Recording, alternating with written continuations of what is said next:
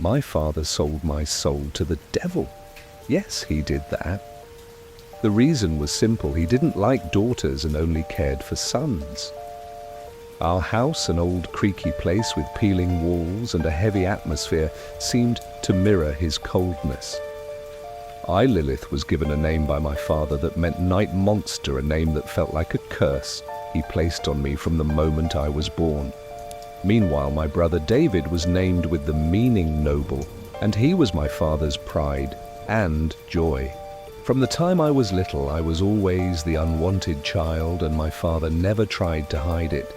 My mother, with her gentle voice and warm hands, tried to soothe my pain by calling me Lily, a softer name like an invisible hug in the darkness. But her comfort could never fill the void left by my father's rejection. When she divorced him, I was only 8, and the court, with its cruel verdict, granted him full custody of both David and me. I still remember the day she left, her eyes red with tears, her trembling hand holding mine, promising she'd come back for me. But she never did. From then on, the house became a suffocating prison, every corner echoing my father's coldness. When my father took David out to eat or to the movies, I had to stay behind in my tiny room with its worn-out single bed and dim light filtering through a dusty window. He spent entire days playing sports with David, tossing a basketball under the autumn sun while I was left alone as if I didn't exist. My mother had tried to ease my pain by calling me Lily, but that name was only a reminder that I was never loved like David. I learned to stay silent, hiding my tears behind the pages of books, where I found solace in stories of heroes overcoming adversity. Things got worse after my mother left. My father, with his perpetually scowling face and sharp voice, grew harsher. He scolded me for the smallest mistakes, from spilling a glass of water to making noise while he was watching movies with David. The house, with its long hallways and creaking staircase, became an oppressive place where I felt like an invisible shadow. I lived like that until I was 15. A few weeks after my birthday, my father was diagnosed with cancer, a rare kind nearly impossible to cure. He wasted away, his eyes sunken, but his temper grew even more volatile. He became obsessed with prolonging his life, and in his desperation he turned to the devil. He made a deal with Satan. In exchange for 15 more years of life, he would offer the soul of one of his children. And he chose me. When I die, my soul will belong to hell, no matter how good I live or how much I pray. I didn't know about the deal at first, but I felt a shift in the air, as if the darkness in the house grew thicker. The first time I sensed something was wrong was about a month after that deal. I was in my small room, the light from my old desk lamp casting shadows on the book I was reading, when I heard a creaking noise from the wardrobe. It wasn't the usual groan of old wood, but a steady, deliberate sound, as if something was scratching to get out. My heart pounded as I approached my trembling hand, opening the wardrobe door. And there it was, a gaunt creature, its skin pale green eyes sunken like twin void's mouth, gaping long bony fingers curled around the doorframe. I screamed, calling for my father. He stormed up the stairs, his face red with anger. "What are you making a fuss about, Lilith?" he shouted, glancing into the wardrobe, but seeing nothing, he slapped me hard, the sting burning my cheek. "Cry baby," he growled, locking my door and leaving me to continue his movie night with David. I cried all night, and the creature stood motionless in the wardrobe, watching me with unblinking eyes. I trembled, clutching the rosary my mother had given me, praying it would disappear. But it did nothing, just watched, as if trying to understand my pain. From that night on, it appeared often. Sometimes it was a pale figure in the wardrobe, sometimes a dark shadow hovering over my bed. At first, I was terrified, sleeping with the light on, gripping the rosary tightly. But over time, the fear faded. The creature never came closer, never spoke. It was just there, and strangely, its presence became my only comfort in my lonely life. I grew used to seeing it like a silent friend in the long nights. One night, while I was studying, it appeared again, sitting in the wardrobe, its deep eyes fixed on me. I heard a strange growling sound like wind whistling through a crack. I stopped writing, looked at it, and for the first time, it did something new.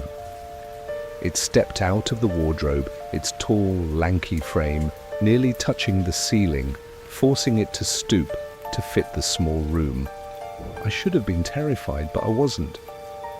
We stared at each other, and the moment felt strange, almost familiar, not frightening. I turned back to my book, but my heart raced not from fear, but from the feeling that someone was noticing me. My father continued to treat me poorly. He scolded me for everything from dropping a pencil to making noise while he rested. Once, he slapped me for daring to ask about attending the Valentine's Day dance at school.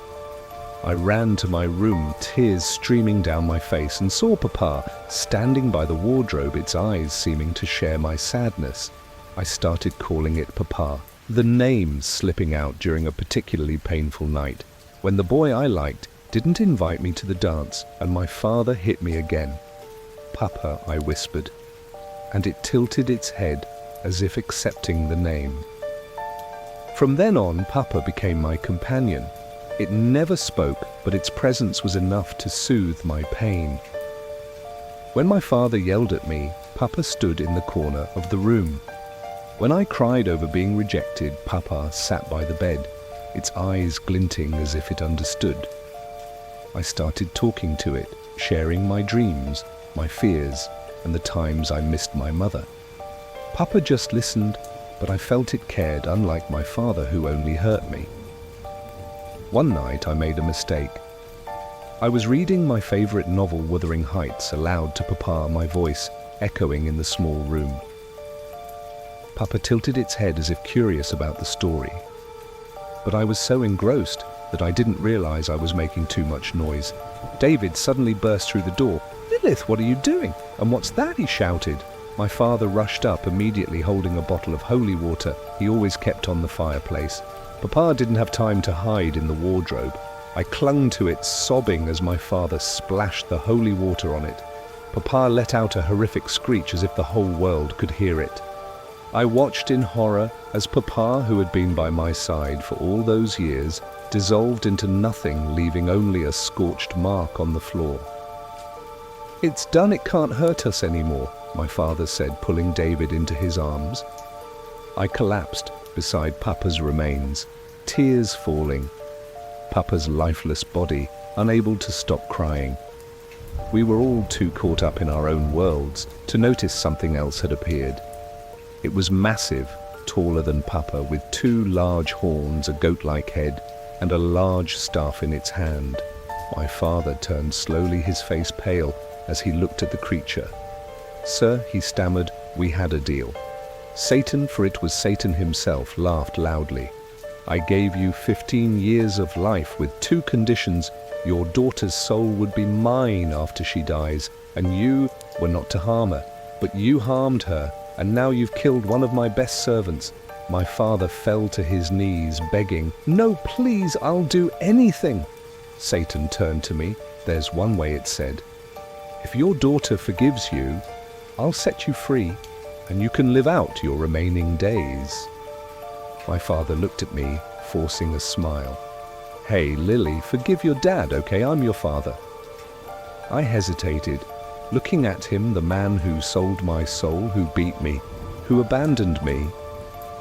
I looked down at the scorched mark where Papa had vanished. "My father's dead, you bastard," I said, my voice steady despite trembling. "You killed him. I'll never forgive you." Satan laughed, dragging my father down to hell.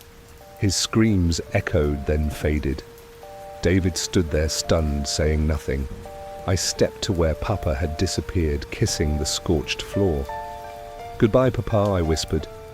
"Thank you for everything."